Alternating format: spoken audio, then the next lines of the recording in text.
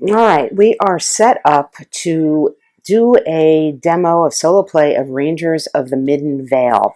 This is something that I picked up completely on a whim. I thought when I bought it, it was a solo design. It is not, but it is very solo-able, as I'm going to show. It is described here as a tabletop role-playing game set in the harsh and unyielding lands of the Midden Vale. You play as a band of capable and intrepid rangers traveling throughout the Vale to protect those that call it home from trolls, the dead, monstrous terrors, and humans who have turned their back on their kin. You have sworn an oath to protect the people of the Vale. Now get out there, Ranger. Basically, it is a setting that's kind of vaguely medieval. You're playing humans, but you're living in a world where there are magical creatures like trolls and orcs and all sorts of things, as well as magic itself. And we'll see how this comes to pass. You are playing, as it says, a band of rangers. I'm going to be playing 3 characters. We'll get into that.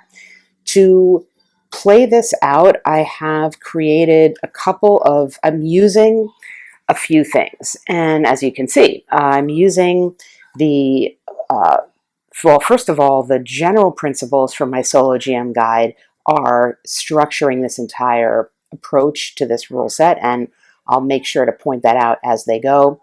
To start out the story, I'm going to be using a random roll on wanderings, which will give me a very, very general framework. And then we're just going to get right into creating our home base, our settlement, which is what is described in Rangers as an optional thing to do. It doesn't necessarily impact gameplay, but for my play, it is going to very much impact the story development that we have. And then a whole bunch of supporting resources, including tables and things from these books, as well as I've got the Game Master's Apprentice deck here, and these are the, I can't remember what it's called, I'll put that up, deck of cards for my terrain, and we'll see how it goes. The map you're looking at is completely irrelevant. It is just there for theme. It is a map from a game called The Beast Lord. We're not going to be necessarily referencing it or using it for travel purposes, although we could. But I think to doing a video, it's probably better not to do that. So with that said, the first thing we're going to do is we're just going to, I want to get the basic framework for my story. So we're going to give this D88 roll, and we're going to read red and white and get an entry here. Entry 16, and entry 16 says, "A somber yet beautiful and peaceful gloom here pervades all things. The trees were dark in color and mournful in form and attitude, wreathing themselves into sad, solemn, and spectral shapes that conveyed ideas of mortal sorrow and untimely death. The shade of the trees fell heavily upon the water and seemed to bury itself therein, impregnating the depths of the element with darkness.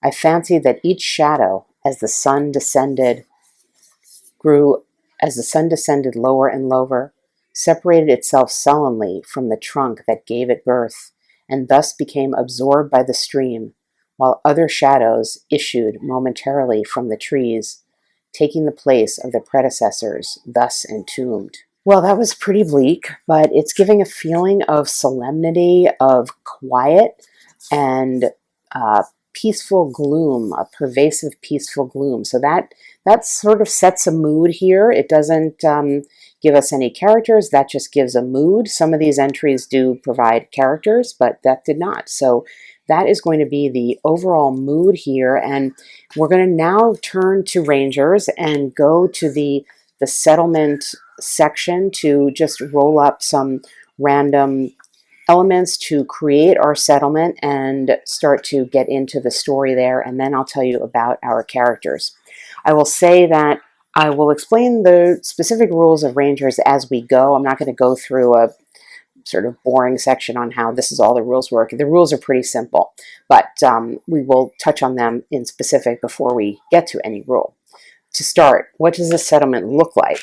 It is going to be bustling and vibrant. Though a boom in trade or wealth of natural through a boom in trade or wealth of natural resources, this settlement boasts a healthy population and a cultural appreciation for arts and scholarship. Buildings of all shapes and styles can be seen in the settlement, and wide cobblestone streets make navigation easy and provide caravans with easy access to all districts. Okay, that's pretty cool.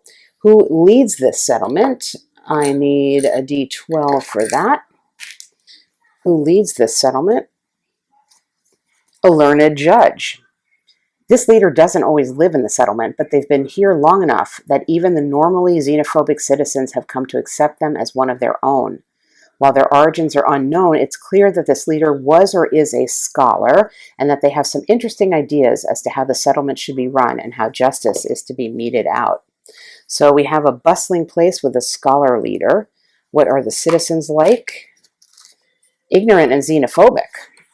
The citizens don't know who you are, that is, you, the rangers. They don't trust your intentions, and frankly, they don't want you around, whether they need your help or not.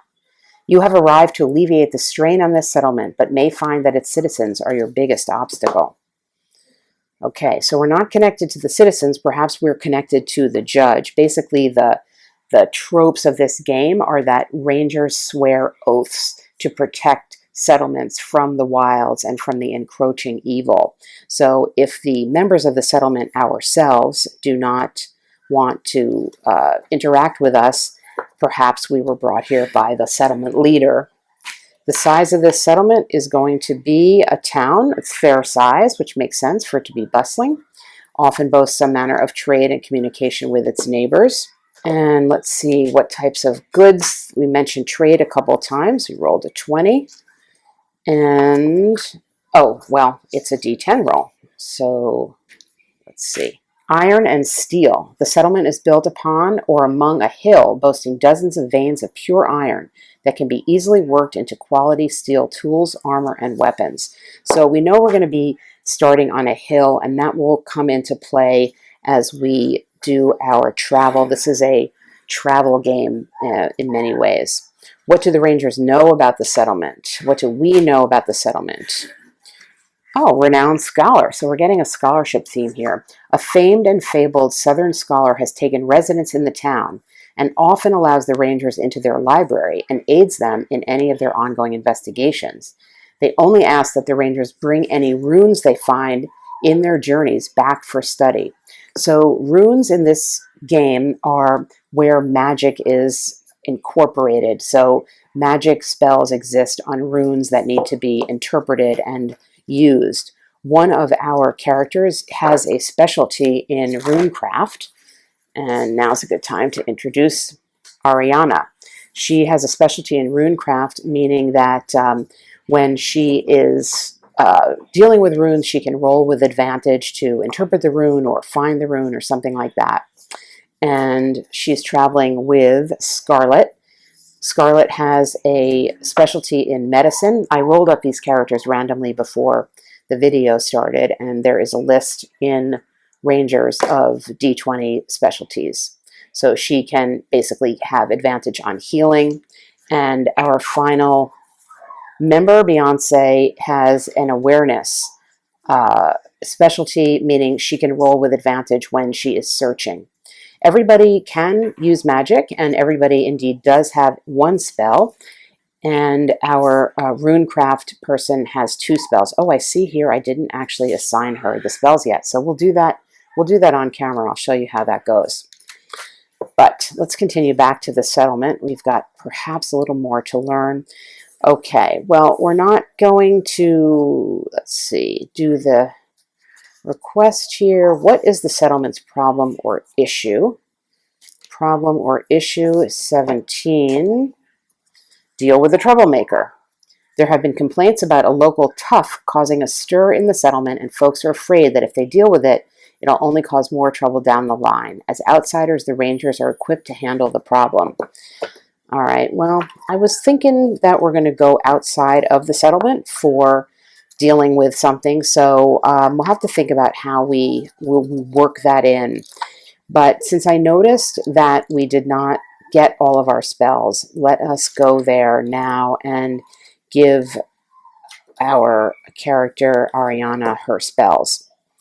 The spells are listed. Most of the things in this book have attached numbers to them, making it very easy to roll on them, even if sometimes the book isn't organized as you think it might be. And that is why when I originally saw this online, I thought it was a solo design. So, spells. We roll a d4 and a d8 to get spells. So these are examples of spells. Now, as this game is designed for the GM, of course, the GM could make up any spell they want. But we're going to just go with what's here, and we'll be rolling a d4 and a d8 to determine the spells. I got a 3 and a 1. So the first spell that Ariana has is Obscure. You enshroud yourself and your components in mist and smoke. For the next L hours, any creatures attempting to track or locate you do so at disadvantage. L would be the level of the party. We start out at level 1. I'm going to talk later about how I'm tracking time, but okay, so she's got the Obscure spell, so we'll note that down. And her second spell is going to be a 1 and a 7. Did I just roll the same thing? 1 and a 7, no. Command. We actually already have this spell. Let me see. I'm pretty sure. So Beyonce already has the command spell, so I'm going to re-roll this just to give some more variety to the game. 4, 6.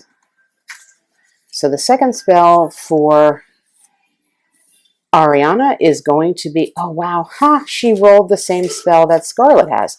Well, that was Tether.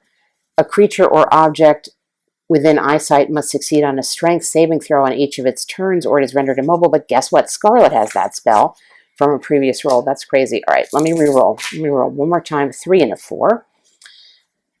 And that is Purify. Here we go. Any food or drink you touch within the next L minutes is rid of all poisons, rot, spoilage, and anything else that could cause a body harm upon consumption, making it safe and edible. Okay, so we have Purify, and I may also consider that spell to be something that with a successful roll will also remove poison. We shall see. All right, so we've got, these are the notes I made about the settlement that we just rolled up, and I think what I'm getting here is this, the note about the famed scholar who lives here and we then sometimes helps us as rangers, wants us in exchange for that to bring runes back for the study. I think sort of initially we're going to head out from the hills, and our goal is going to be maybe to find some runes and see if we can get some runes and bring them back and then take it from there. The point on the kind of the mood of this that it's somber yet peaceful is telling me that the environment here is a healthy one, and it's going to be in contrast to when we leave this settlement. So the settlement is very much going to be a haven for us, even though the citizens don't trust us. And the next thing I'm going to do is I want to get just a sort of a general sense of when we take some actions initially. I'm going to go to my action and theme tables here, and we are going to, we rolled 28, investigate, no, 99. Investigate and strategy. Well, I think that just reinforces, that didn't really give me anything that I already came up with, which is that our strategy is we are going to be wanting to get help from the famed scholar who lives in the settlement, and as such, he wants runes, and we're going to do that, to get those for him. We're going to go out and seek these runes. Well, who are we? We sort of met our characters, but we'll take a little bit more in-depth look at the characters for a moment. So, as mentioned, everybody has a specialty or proficiency. So we have, in essence, a healer, a medicine person, a healer, a magician, and a kind of scout character. Everybody's got 6 stats: strength, dexterity, constitution, intelligence, wisdom, and charisma. And you roll these 3d6 stats. The lower die number is pulled out and taken to be the modifier, and then you add 10 to that to get a defense value. And the rules of the game are pretty simple. Sometimes you are trying to roll under your stat if you're doing a check, or against this defense value in a certain type of opposed roll, and we'll see how that goes.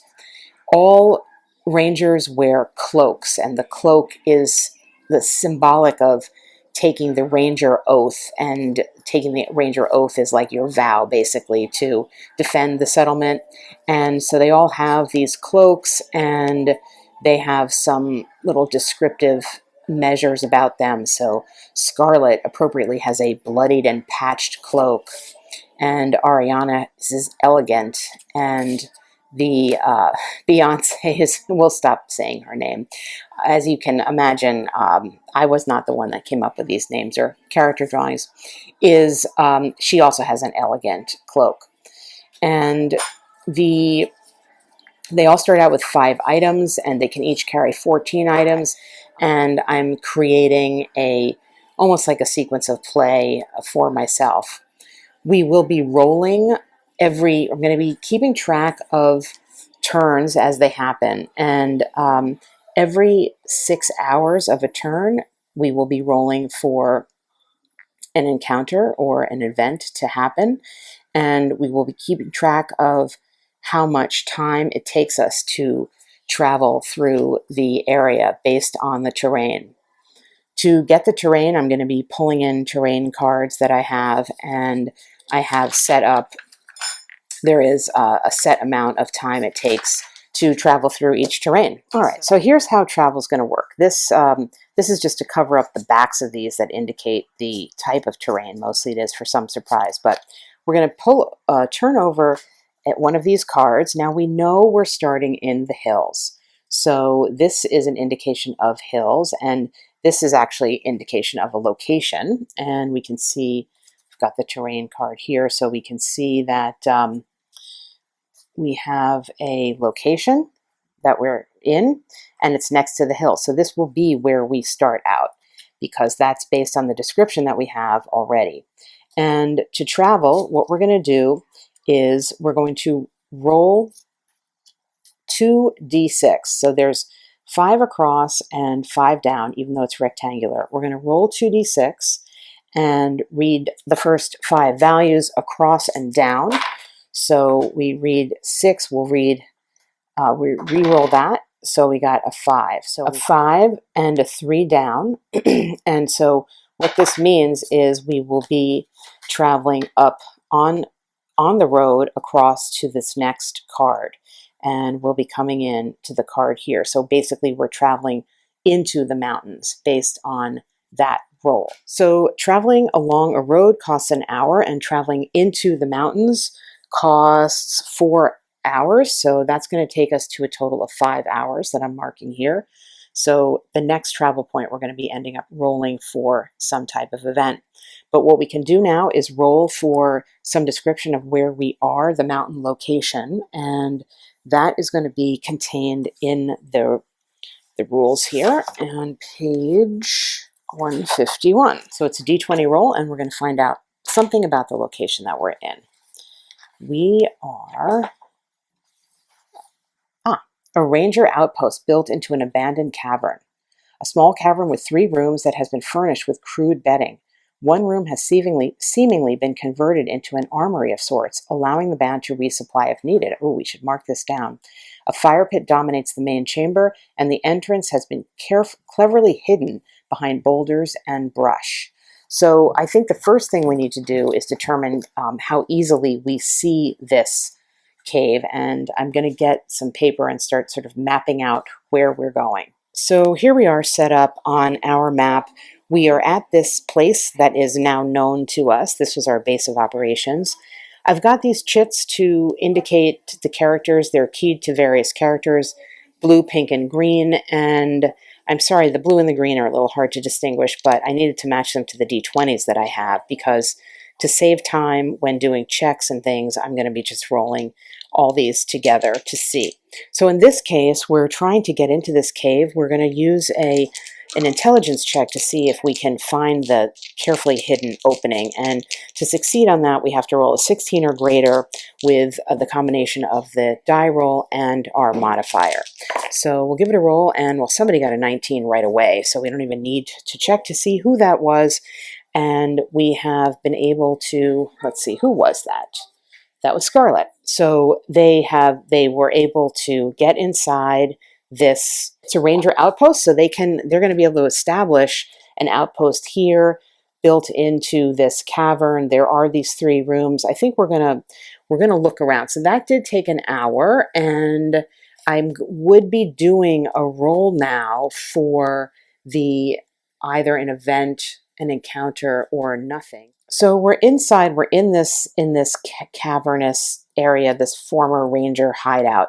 And I want to see whether we're able to find something in it if we looked around. Would it be, what's the likelihood that something has been left behind or whatever for us to find? And so for that, we're going to go to my favorite percentile table from here, which is this very basic one, and I'm going to say that it's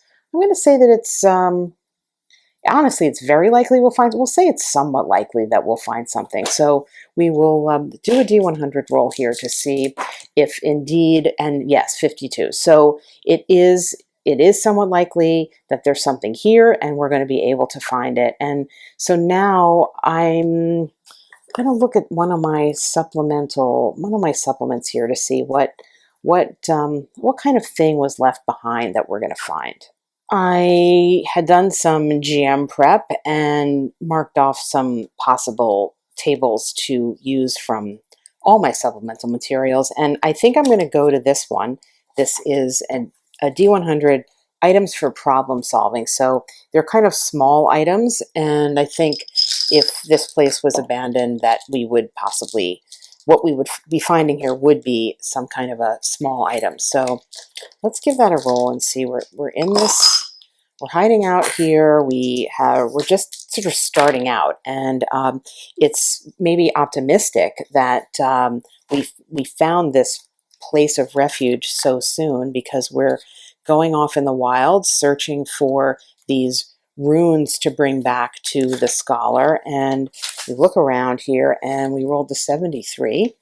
And a 73, as we look around, might be hard to see, it's a sturdy magnifying glass, handy for examining things close up and concentrating light. It's worth 30 gold to a sage or a craftsman. I feel like one of my characters actually has a magnifying glass. She has a lens, whatever that was. I think I was thinking that would be a magnifying glass. So we found something we already have, but that's okay. We're going to pick it up anyway. And I'll say as an aside, as I write this down, that in thinking about solo RPG, when rolling on tables, things that repeat themselves, I tend to treat as a theme and not necessarily the thing itself. So here, now, this isn't exactly a repetition in the sense that we just so happened to, I had chosen this lens as an item, and now we find a magnifying glass, and we've been told, and the what we rolled earlier had to do with searching. So that is certainly a theme of this mission that we're on, and the reason for protection is we're seeking something, and ostensibly it's seeking runes that contain magic spells, but maybe that in and of itself is also some kind of metaphor. Who knows? But in any case, we look around there, and we spend, per my artificial construct here, an hour doing that. So we're into the 7th hour. We had escaped the initial roll there for an event after hour 6, but now it's time to continue on our travels, and we could opt to just go to this location. Again, I'm imposing these constructs on this map. We could just decide to take time to walk through the mountains to go to this location. Maybe we'll do that. maybe we'll do that. So it is going to take us 4 hours to trek through the mountains, and then to get over the location. Looks like it is a mountainous location. So it's going to take another 4 hours to get to that spot. And therefore, what that means is that somewhere in between this time, we're going to mark this time 1, 2, 3, 4, 5, 6. So in the middle of that, another 6 hours has passed. And we're going to roll the die to see what type of possible thing happens here. And here's the key for that again. So we'll roll this d6 and we will see what occurs. 6, nothing. So we can continue walking, and we then are going to now come into this location here, and it's going to be another couple of hours has passed to get through the mountains. We're arriving somewhere, and we will see what type of mountain location we have arrived at. So for this, we're back to Rangers, and we're going to be rolling a d20 to determine the mountain location that we're in. And we rolled an 11. What we see in the mountains as we approach down the mountains, we see an ever-burning signal fire. A massive pyre, easily the height of 2 men, burns atop a plateau. It has no dedicated caretaker. Instead, those who rest within its orange glow know to throw more wood upon it. There are no records of its creation, and only legends exist. The first Rangers built it to light the way for travelers. Others believe that it was built and lit by the Fomorians. Still others claim the worldlings bewitched the wood so it would burn for all eternity. The fires heat even the coldest mountain nights, and the dance of flame and crackle of wood exude a sense of calm to those who camp in its light. Now, I'm going to say something here that I realized I should have done in that ranger abandoned ranger place we were just in, which is collect some wood, because we can do crafting in this game. And there was mention of a burned out fire here, and now we have this kind of this ongoing fire here. And it says that, you know, people know to throw wood on it, suggesting that there is firewood around. So I'm going to have somebody attempt to gather some wood, and for that I will use a strength roll, and we will give this we'll say that's it's difficult to gather wood and not particularly challenging, but it's not nothing. So it's going to be, per the rules of this game, that is going to be a 15. It's a challenging, or it's hard to gather wood. It's a little, well, we'll say it's challenging. Challenging is just a 13. And who do we send to gather the wood? Well, we're going to send Scarlet here, because she's got a strength modifier of 3. So Scarlet is going to attempt to collect some wood here. She is successful in doing so. And, oh, you can't see that. I realized that, well, that was a 16. But either way, she was successful in doing that. And she's going to collect some firewood and carry it, because you just never know that what you might need. And as mentioned, you can put together items and do a crafting roll and make something else. So we're going to spend some time doing that. And I think I think we're going to just sort of take a look around. I'm going to bring in my wilderness dressing guide. And all right, we're going to go to page 86 first for some mountain dressing, and these are percentiles rolls as well. So let's see, what do we see? We see partially buried all around the slope of the mountain are nearly perfect spheres of granite. Partially buried, nearly perfect spheres of granite.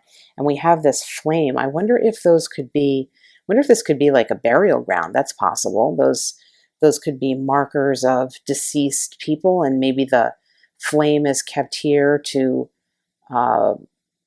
guard over the spirits that are buried here. It's very possible that there's some kind of burial ground here. We can easily, if we want, go to this book for a minor event. So let's see what we get. It's an 82. Sorry, this percentile die is not, it's fun, but it's not the greatest for video, but it's all I could find at the moment. And 82. The thunder of hooves echoes among the peaks. A stampede of bighorn sheep are storming in the party's direction. Well, we might not want to stick around. I don't think we're going to be interacting with any sheep, so that might be a signal to move on. But we can make note here of this burning fire, and I'll just call your attention on these cards if you decide to get them and use them.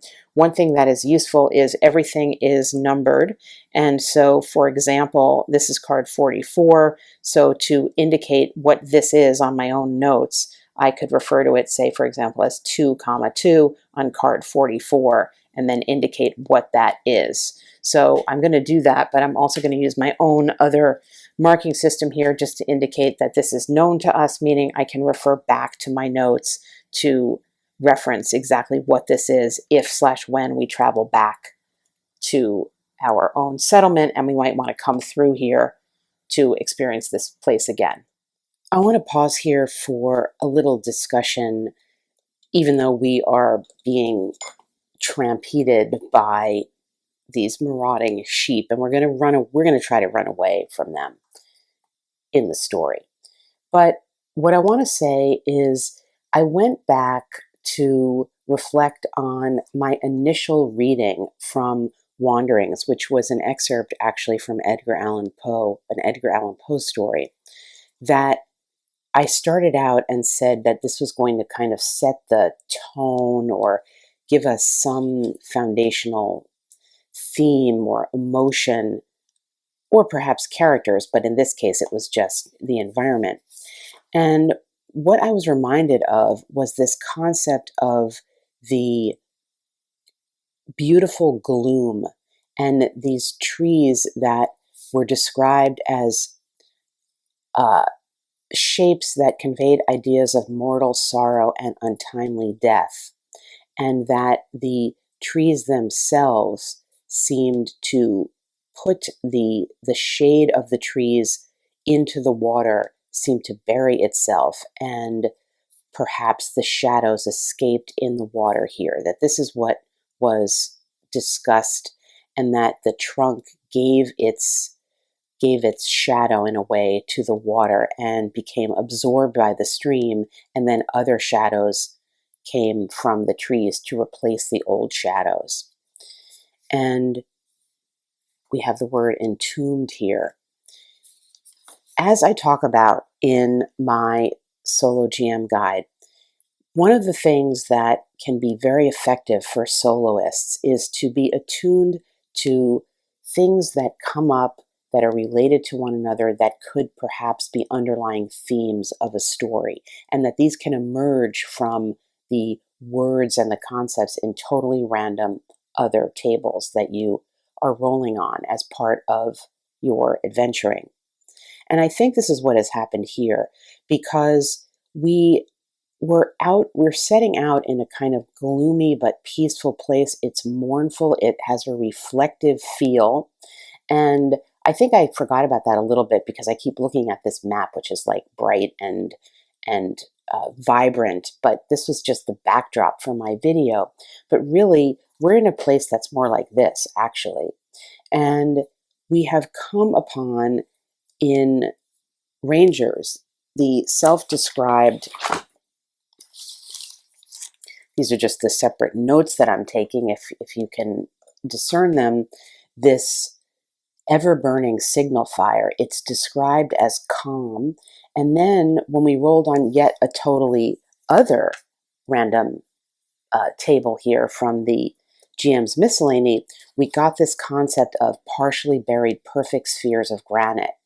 And putting this all together with the peaceful gloom and these spherical shapes of trees and the shadows going into the water, I feel like, and like logistically, we're not that far away. I had to move my map away, but we haven't traveled that far. We're well within a day's walk of our home base, of our settlement, that this probably is some type of a sacred spot, a graveyard for this town, this settlement here.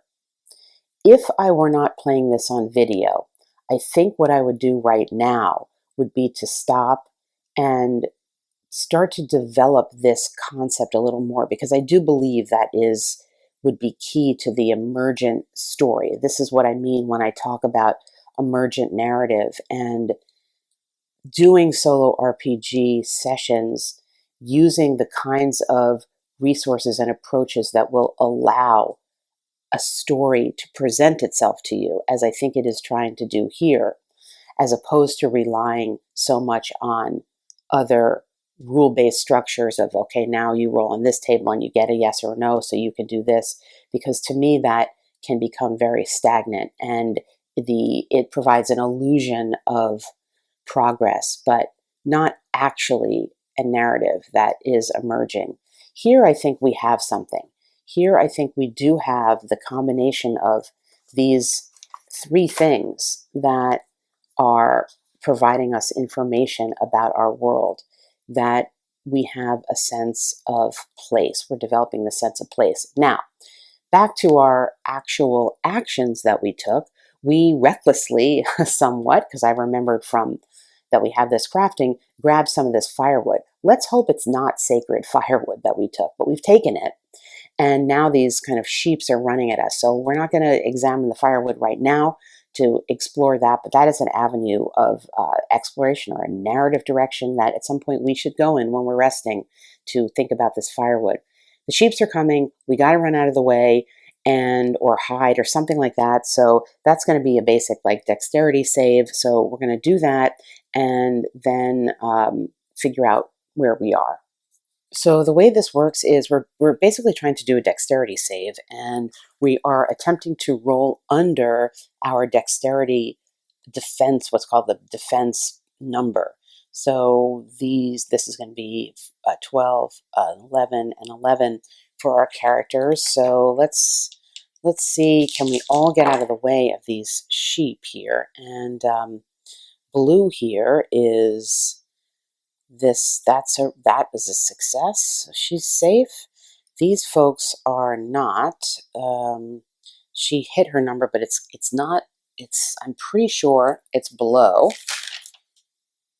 You have to roll under, so that is a fail, and this is a fail. Now, we do have the possibility of re-rolling using some bravery die. We're going to use that up and to do that. So we're going to do a re-roll basically for both of these characters here, and she is safe now using one bravery die, and Scarlett's got one more bravery die, or else we're going to have an impact here. Ooh, she rolled a 20. Nice.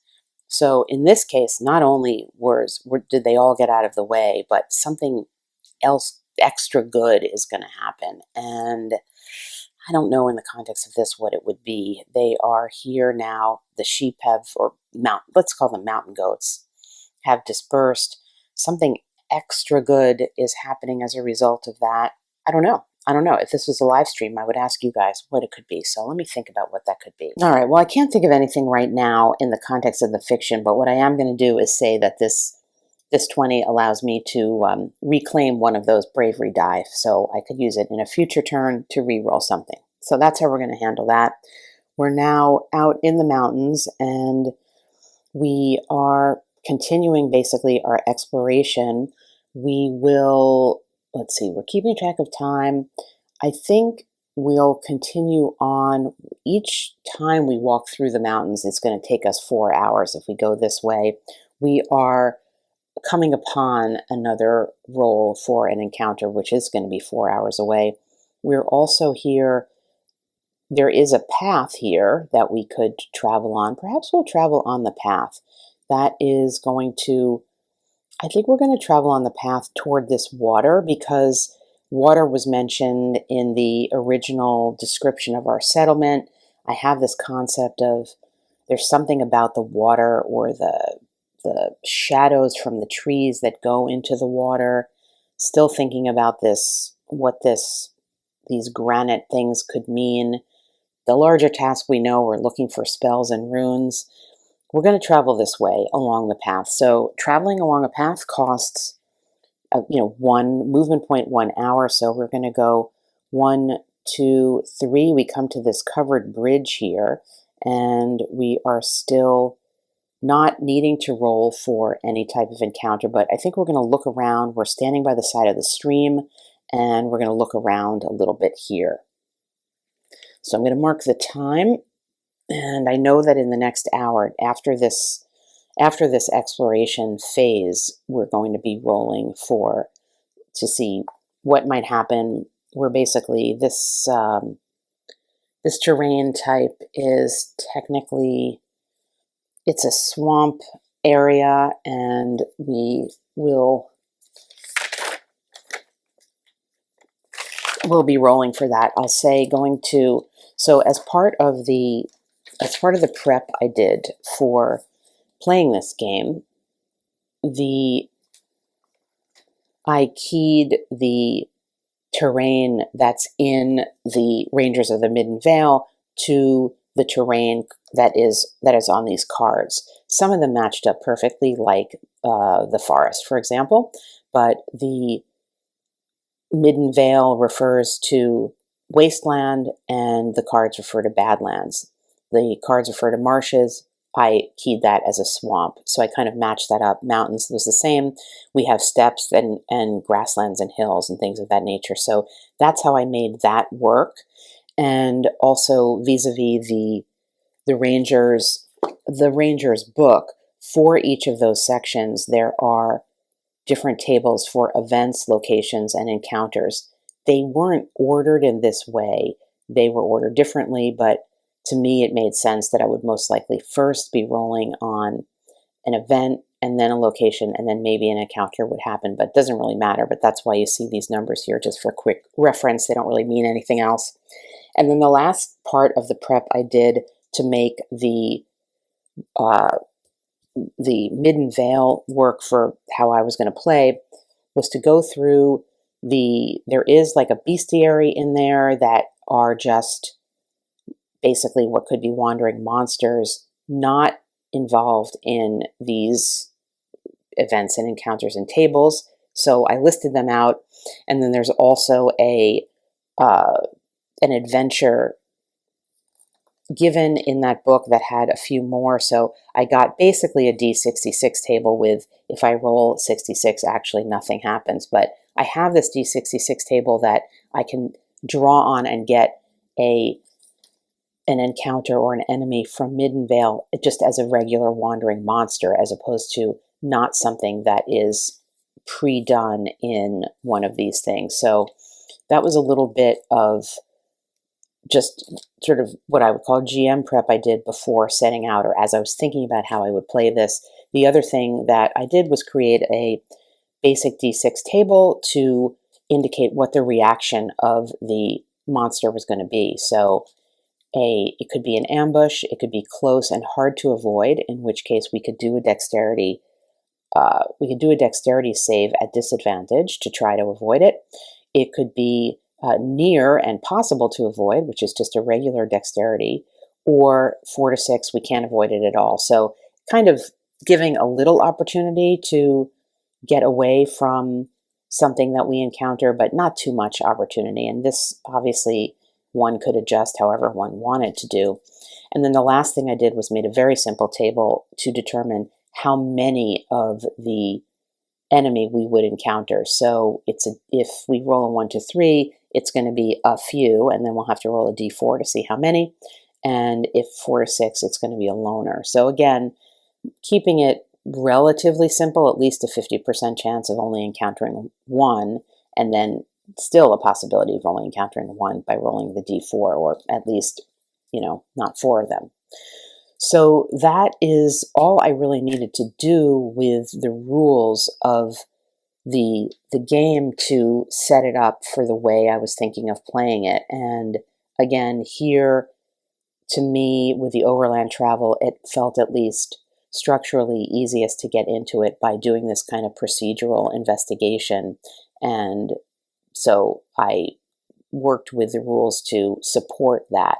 Of course, one could change that as one goes, and as I said, for play off of a video, I think I would be doing a lot more of that right now and probably wouldn't have even moved on here, but I do want to continue to show how things work and maybe try to find some combat. So anyway, here we are. We're by a stream, and I think we're going to look around, and now I'm going to go to my Game Master's Apprentice card deck. Again, I'm trying to use a bunch of different materials to show how I do that and give different kinds of input to the game. These resources are all the kinds of 4 different types of resources I talk about in my solo Game Master's Guide and on the channel to support solo play, those being the generative resources, the kinds of random tables that give you something,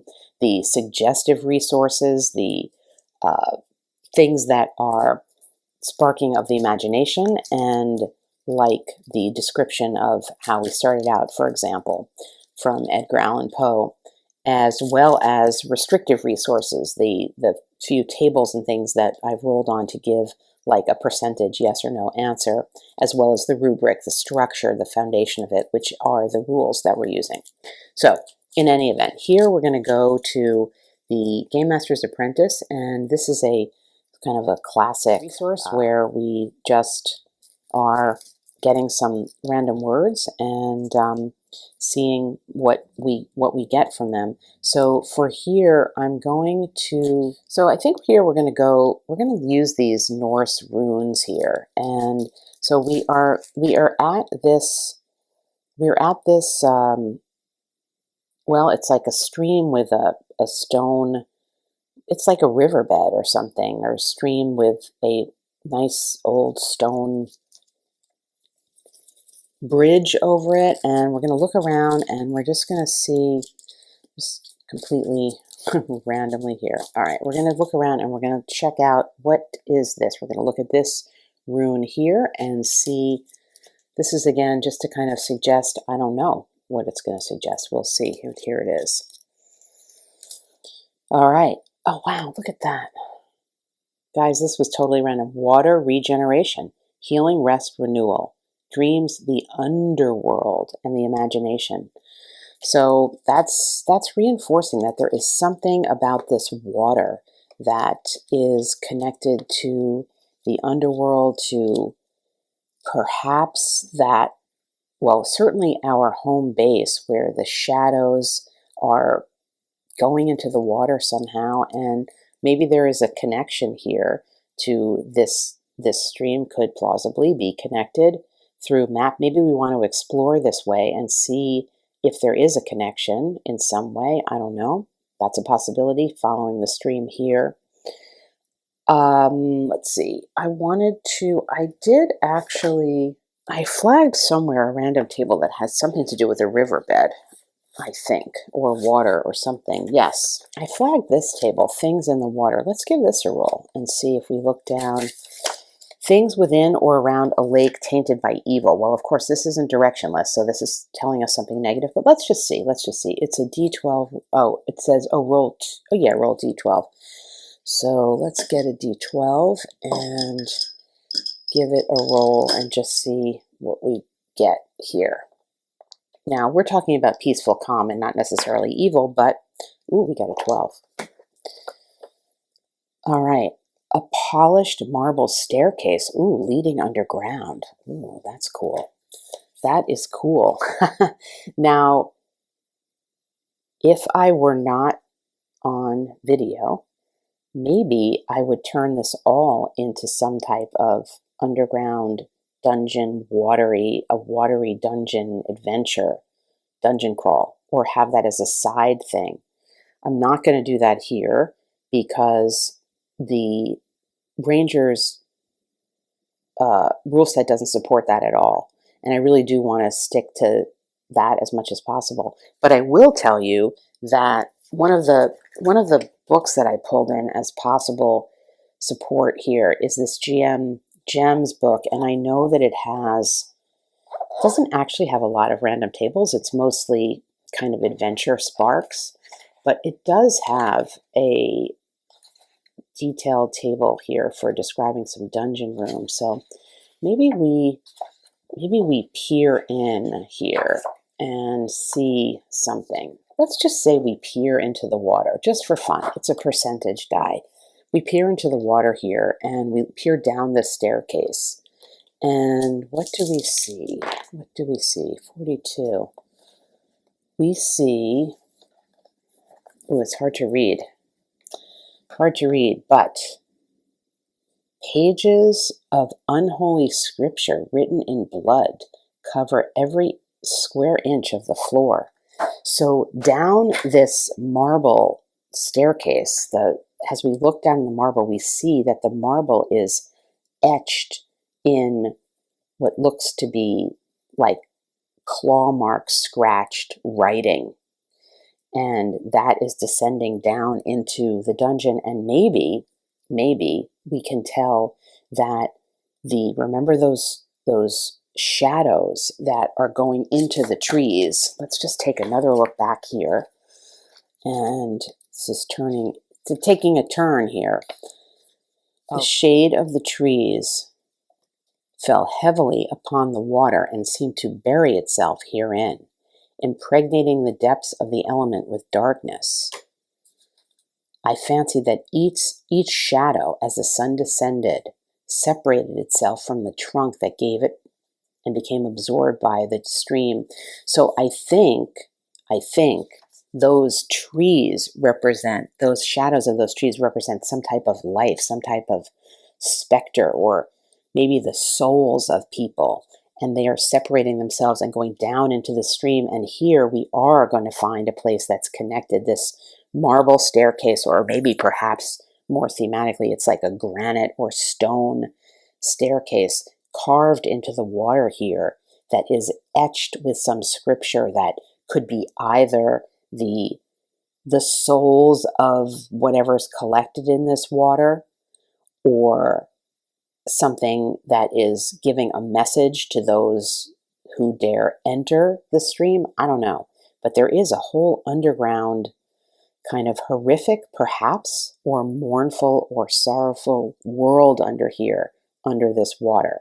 Now, we're out looking for runes. This is a total digression, but feels like a strong narrative thread that could be developed, that came out of the work that we were doing here above ground. So now, thematically, I'm feeling that whatever we're doing up here in the land, there is something corresponding going on in the waters that surround the land. So that is what we have discovered in our looking around, our ruminations, our musings, as we stand on this stone bridge overlooking the water. And as we start to move on, and another hour has passed, and now it's time for me to roll to see if something occurs. So we're going to do the roll here for every 6-hour roll, and that's a d6. So we're going to give that a roll as we stand here thinking about what could be in the watery depths, and we have an encounter.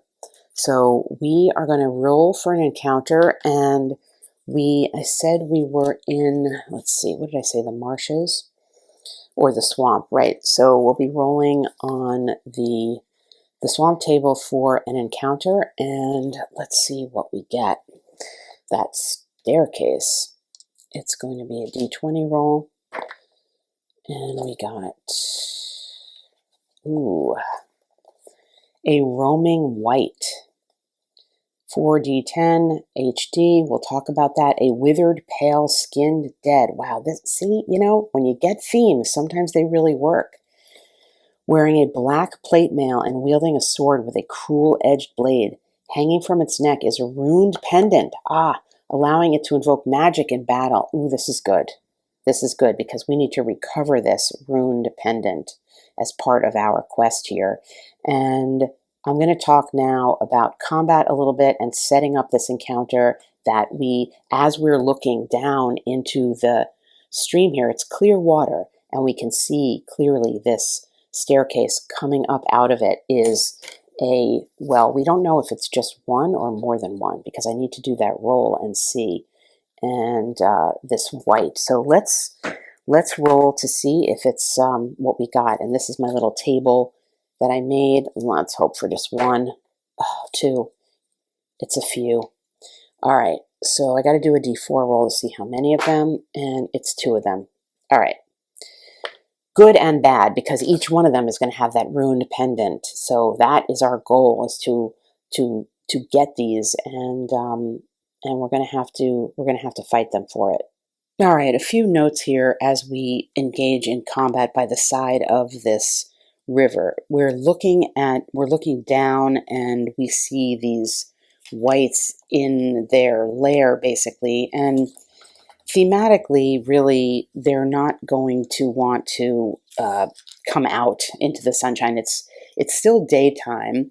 It isn't even dusk, so they, per what they are, these living, sort of, they're undead as a category. They're really neither living nor dead, but they want to be in their darkness, in their lair. In this case, it's an underwater lair. However, they're going to come out because we're going to engage in combat. The other point is that per, say, the monster manual, you can't really do damage to them unless you have an enchanted weapon, and we don't have any enchanted weapons. But I do want to show you combat, so we're just going to sort of fudge that a little bit and allow our characters to use their unenchanted weapons, if they can, to deal the damage and have the fight. I've rolled up, in this game, you need to assign damage, or excuse me, hit points to the characters based on the stats they give. So we have white number 1, which ended up with 28 points of damage off of a 4d10 roll, and white number 2 ended up with 19. We do need to also give them a strength value for the melee combat, and we're going to sort of thematically assume these are some type of soldiers, and they have their swords, because the whites would have what they had when they were alive. We also need to give them an intelligence value, because if they're going to attempt to cast their spells, I rolled up random spells for them, they need this value, and they don't have it in the book. So I took this from the monster manual just because it was easiest, and I rolled up these random spells. I did re-roll when until I got 2 spells that would be combat based, because I did roll some things that wouldn't be. So to try to give them options here, white number 1 has tether, which is also a spell that we have, and if it is cast, they're going to succeed in immobilizing us for a turn. And white number 2 has smite, which if they cast it, they can do double damage for that turn. Everybody gets 2 actions a turn, and I'm going to be, there is an initiative roll which has to do with a dexterity save. I'm not doing that for both time's sake and also just convenience. That I find what I like to do is assign cubes and colors and just sort of randomly lay them out, and that is the order in which we are going to be going. So I've got the 3 of us in here and the 2 whites, and we'll just pull these out in this order, and this is the order that things will happen. So up first, as these whites are circling us, is well, this is Beyonce, and she actually could attempt a spell. So you do have 2 actions to do per round. The combat here, I mean, there's some things left to interpretation. So anyway, we could attempt a spell to freeze one of these whites for a round of combat. That might be something good to do. If that failed, we could go to our sword. Now, technically, really, a movement is an action and then a spell, so it would be like an attempt, and then that would be it for the action. But I think here I'm going to just allow us to try 2 different things, and likewise I'm going to allow them to try 2 different things as we grapple by the side of this stream. So for her to attempt a spell, she's got to successfully do a roll against her intelligence, so she needs to roll under a value here of 14. So let's see if she can do that. She did not, and so she can't cast any spell, but she can attempt to grapple with this white. And so to start, we'll just do a random. She's going to attempt this, attack the stronger white, which is the yellow one that has 28 health. So how it will go is they will be rolling. So for melee combat, each side rolls a d20. The black d20 is going to be the enemy, and the green is going to be us. So in this case, this will be white number 1. We each add our strength value to the roll, and in this case, the plus that they get is a 2, and we get a 3. So we rolled a 18, and they rolled a 16. So as long as our value, which is 18, is larger than their defense value, which it is, then we succeed in our attack, and then we can roll our attack die to see how much damage we get. And then we have a d8 piercing damage. Again, this, you have to sort of pretend here that we have our silver tip on the sword to actually do the damage. Anyway, we rolled a 5, so we took them down by 5 points, and we will mark that off. So they go down to 23 health, and that is the first round of the fight. So we're done here. Next up is going to be Scarlet here, and she has this tether spell. She could attempt to cast, which would immobilize one of them for a turn. So I think she should try to do that, and we can also just randomly pick a cube. She got the yellow cube also, which is still white number 1. So she can attempt this against her intelligence. She's got to roll 12. Her intelligence value is a 12, so she's got to roll 11 or less to cast it. She does cast it.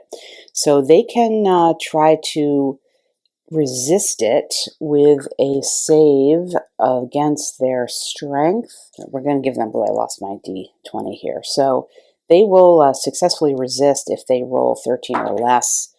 They resist that spell. So they're pretty magical, and so they deflected her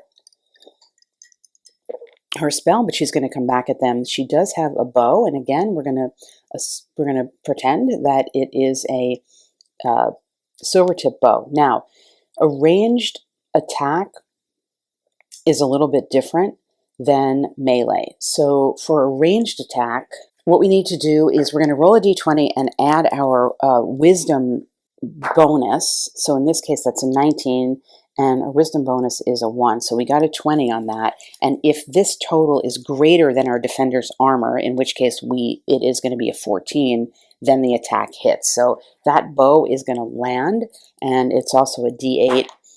Ooh, we rolled an 8.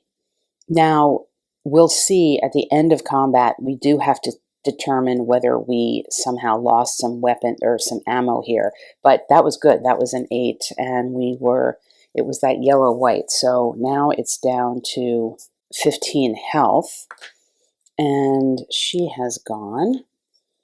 And now it is that the other white is watching what's happening to its companion and becoming enraged.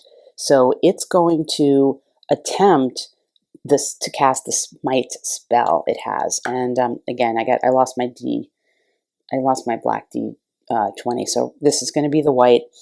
And what it needs to do, it has to attempt to roll an 11 or above to cast smite, which would give it double damage. It does.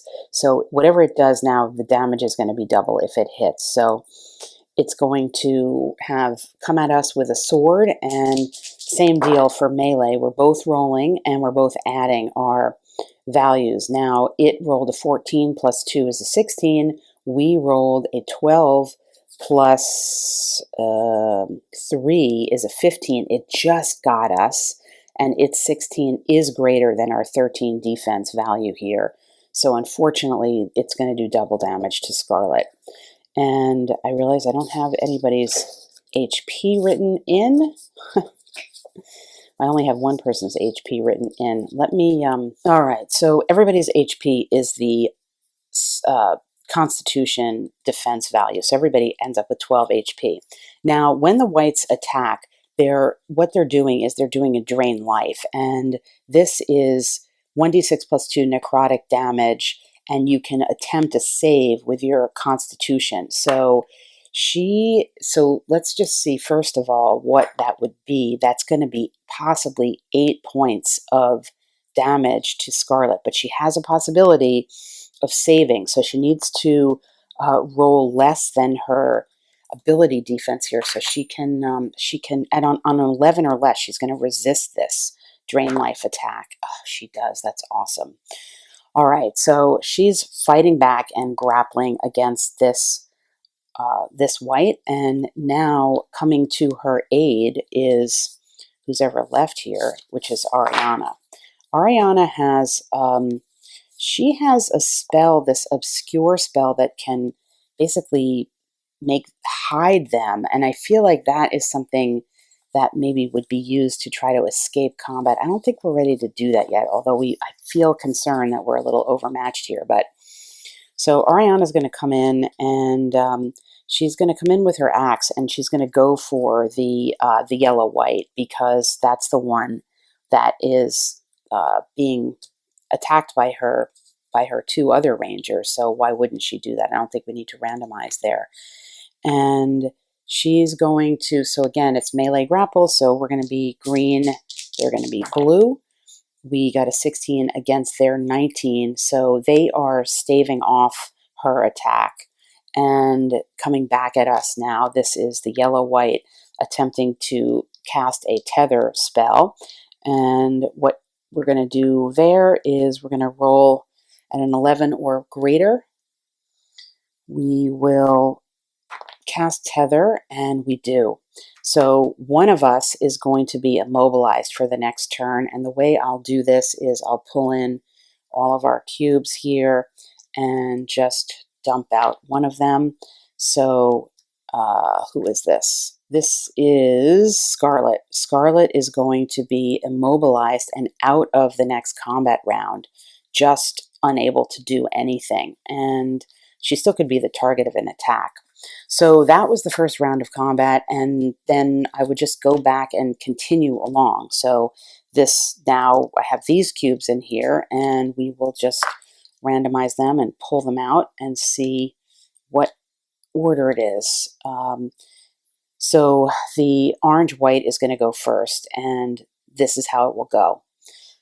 I'm not going to go through all of these rounds of combat because it's going to take way too long, but that's basically how combat works, and I'm going to continue off camera and come back and tell you what happened. All right, we completed combat, and we did successfully dispense with those whites, and we got their rune pendants. It wasn't without cost, though. We have Beyonce down to 4 health from 12, Scarlet at 9, and Ariana at 7. So this is where we are. I chose not to use any bravery die. They were basically saved by the fact that they could indeed do a Constitution save against the special powers of the spells that the whites were casting, because otherwise they definitely would have been, had they failed those saves, they would have, well, Scarlet would have definitely died, and likely Beyonce too.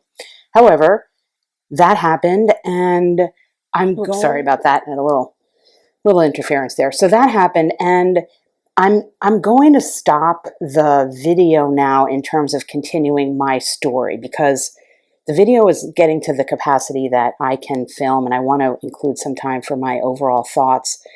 I will say, though, that there's so many different directions to go in here, and I think I'm going to continue playing this off camera because I'm involved in this story now. The options as I see it are, I'm very interested in the concept that this stream here could possibly connect back up to the base that was described as being near a body of water, and the trees there with their shadows, and this now underground area that we know we have, or excuse me, underwater area that we know we have. Exploring in that direction, developing out. Now, this would not, there isn't in Rangers, there are not rules for, or tables for having things like in a dungeon per se, but you could easily, I mean, there's a million things that I have that would allow me to create, say, an underwater dungeon cave area. It would be, say, a cave area that could possibly be explored and developed. It's unclear, our general mission, to bring back these runes to the person who is in charge of our settlement here, how many they wanted, or even for what purpose. We never really got that far. We have 2 of them now. So we could, another option would be just to kind of retrace our steps and go back that way and get back to the base and then deliver them and then sort of see what happened. But I'm more interested in this concept here. So I think what I'm going to do, and this is going to allow me to bring in a whole bunch of material that I haven't really used, and maybe sort of recalibrate the random tables and supplemental material that I want to bring in, that will let me create like an underwater cave system. I don't know if I have anything on my shelf that specifically speaks to underwater, but to do that, to revisit the examples or the creatures that are in here already, and maybe make a new table for encounters and kind of recalibrate that way to take this in the water and underground in that manner. So that is, that's where I'm going to leave things. I have to make the decision about what I'm going to do, but that is, and I also need to figure out a way to get some healing. Now, I mentioned that crafting is there's a little bit on crafting in here. It's not developed so particularly well. I could try foraging for some type of herbs and things that could be healing herbs. I definitely could use, I have like a 4 against darkness supplement I think I could kind of import here to allow me some tables and things to roll on to do that. Maybe we'll make a camp to try to rest. We are going to be coming up on another roll here in terms of the time spent for a possible encounter. So that's like an immediate issue, I realize, because we're down to 4 health and then 7 health. So those, that's probably what I would do next, what I will do next, and spend a little time making a camp, trying to forage for some healing potion or something like that.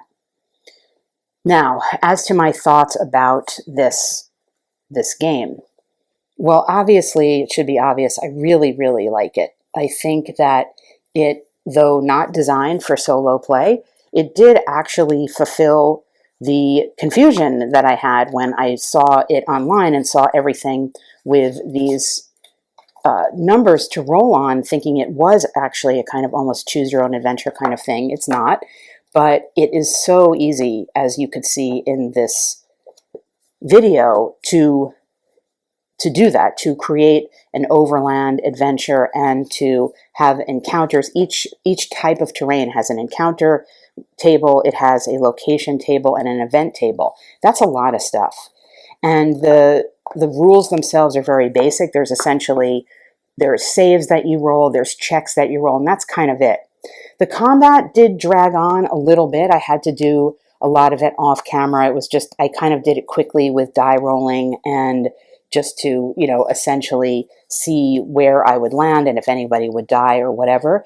There was, a little excitement in whether or not the enemy was going to successfully cast a spell and whether we could defend against it, and we did. But that dragged on like a teeny bit, but I often find that is the case, and some of it might just be me and my sort of lack of interest in so much in combat in terms of detailing it. I just want to give you a quick look into some of the different types of content here, because there is so much. So you could, for example, come across an ancient battlefield, and there's a description here, and you could then interact with that as you pleased. And of course, if you're playing with a GM, they would detail that, and if you're playing as solo, you would come up with that.